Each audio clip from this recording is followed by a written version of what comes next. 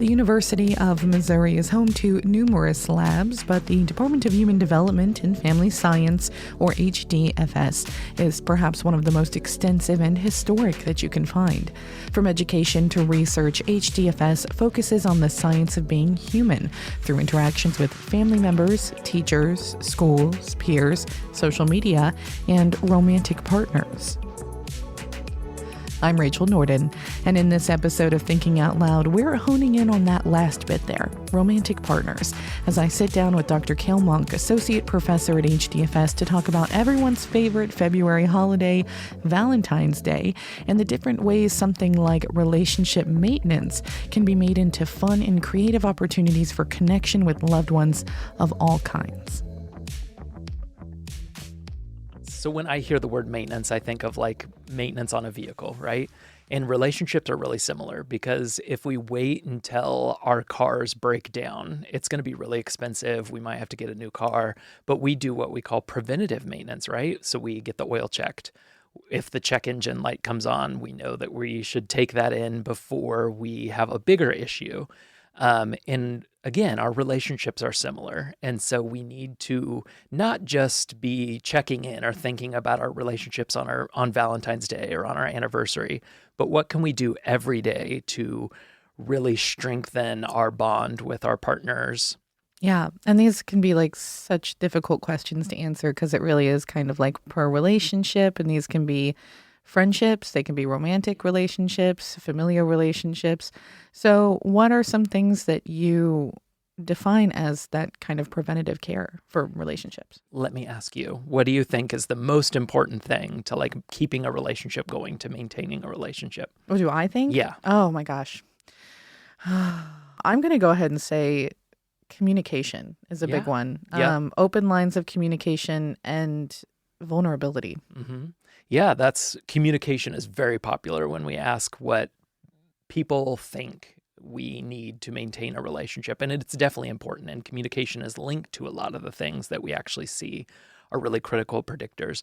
But it's actually commitment that is likely, it's the most strong predictor of whether or not your relationship is going to last. And this is the idea that our relationships are highly likely to continue. It's kind of like a future orientation that I see myself dedicated to this partner and I'm going to keep this relationship going. And so again, a lot of times people can assume things like love or attachment, which obviously are very important. We don't want to be in relationships if we don't love our partner, if we're not happy with them. But things like happiness can ebb and flow. You can be happy with your partner one day and then mad at them the next day. And that doesn't necessarily mean you're going to break up, right? But if you're committed to them one day and not the next day, that's going to be more problematic. And so really seeing that orientation of I'm going to be with this person, we're going to stick it out together, because that really motivates you to invest more in the relationship. And if you're invested, you know that the relationship is going to last, you're going to be more likely to put in that work. It's similar to having a vehicle. Like if it's a rental, you're not going to have it very long.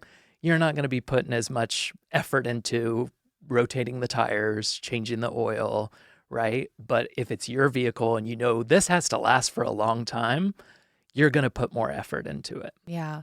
So I want to delve a little bit more into commitment, because that feels like a phrase or a concept, an ideal that has evolved a lot over especially these recent decades. Like, what is commitment to the individual and what is commitment in relationships? So what does commitment show up as in our modern age? Yeah, so we see it in basically multiple dimensions. And a lot of the research shows that we typically think of it as 3 different dimensions. And so there's that personal commitment, which is sort of what we think about is dedication.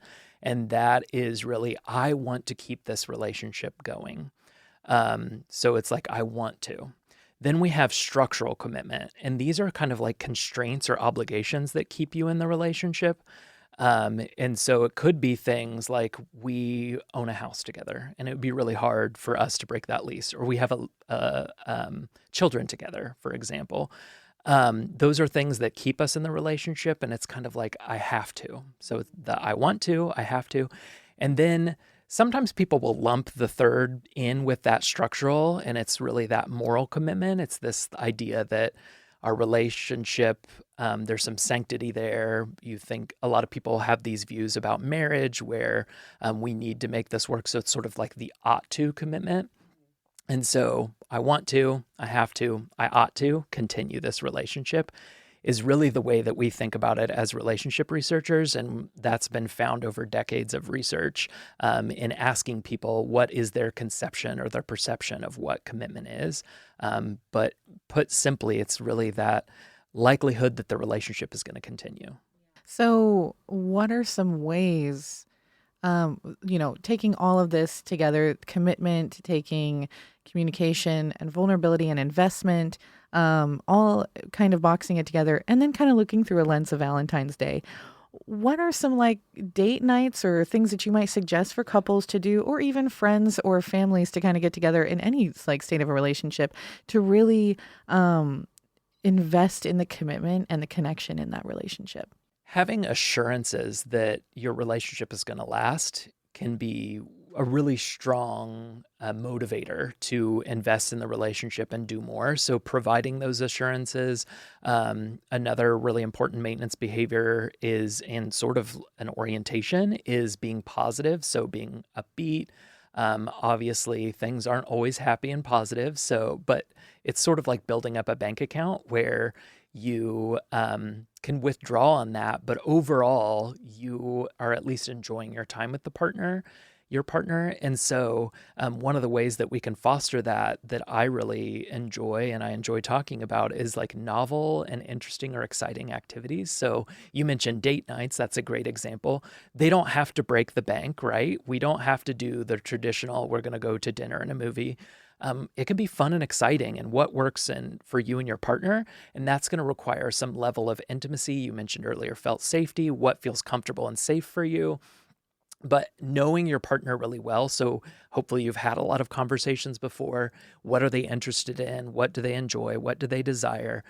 That's going to help you mutually come up with ideas that are really interesting, that feel exciting. And so one of my favorite studies that I like to talk about is they brought couples into a lab and they had some of the couples tied them together. They had them crawl around on all fours. They were I think they were tied at the waist.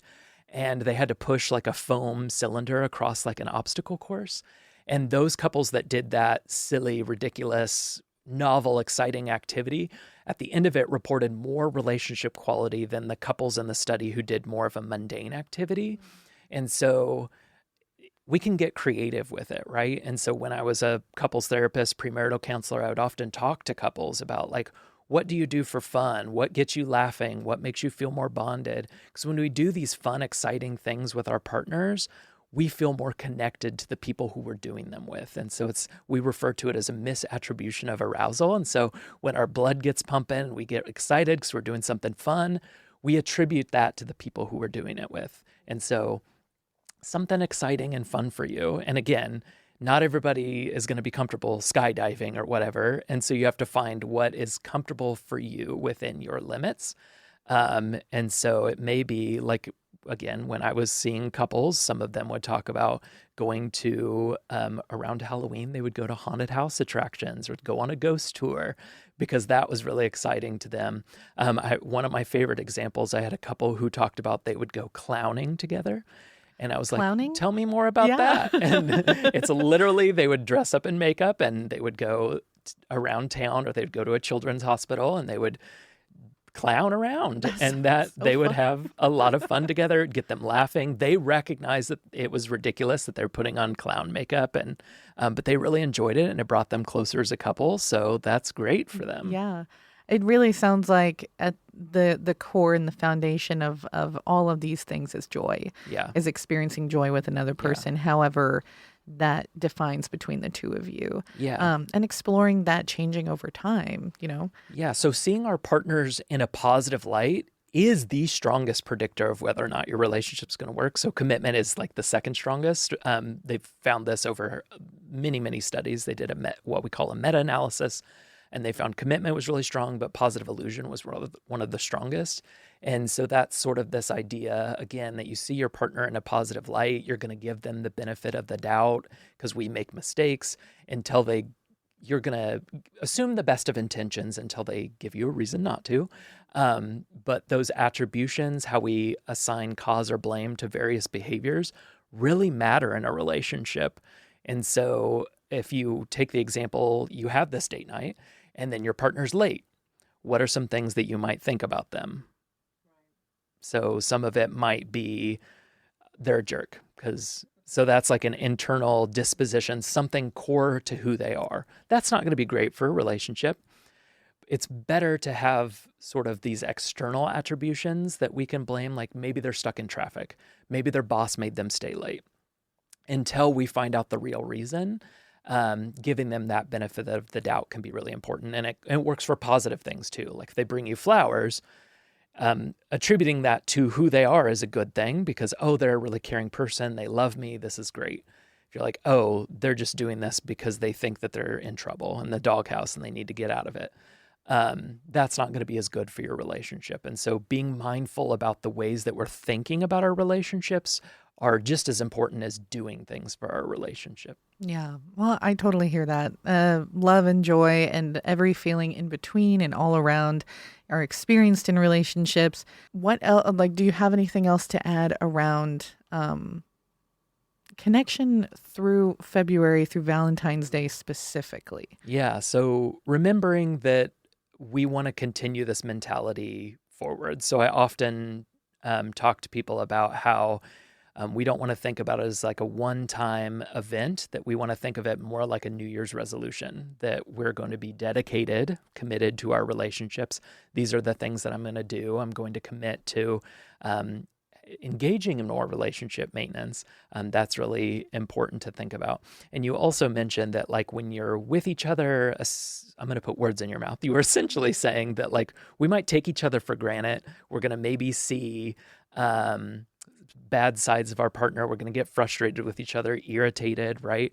Whenever we're in close proximity with people, sometimes we can interfere, disrupt their goals, their routines. And so it's important to have these check-ins, and because that can sort of damage that positive sentiment that we have about our partners, it's important to think and remind ourselves, especially long into the relationship, what are some of the reasons? Why did I like this person to begin with? Why did I decide to start dating or marry this person? What is it about them? So we can sort of reflect on what are the things I like about them.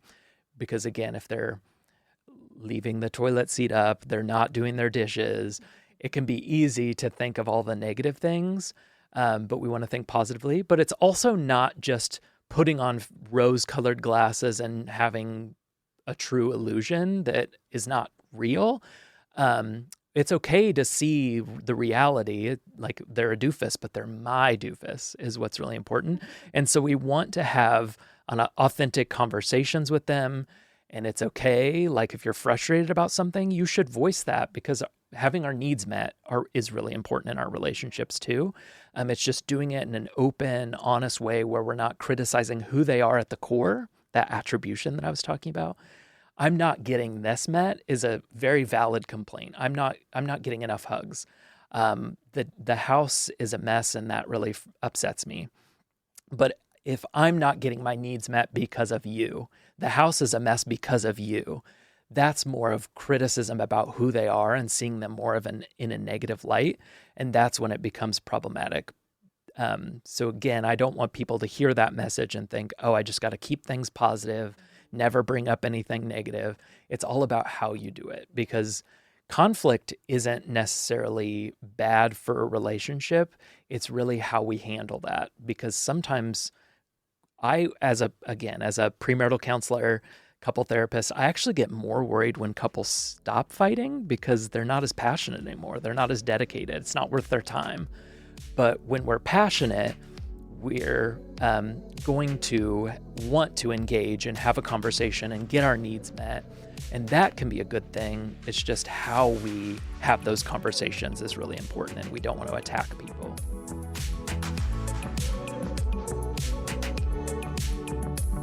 That was Dr. Kale Monk with HDFS, showing us that maintenance doesn't have to be a dirty word if we can find ways to reframe it into fun, connective, and preventative care for our relationships.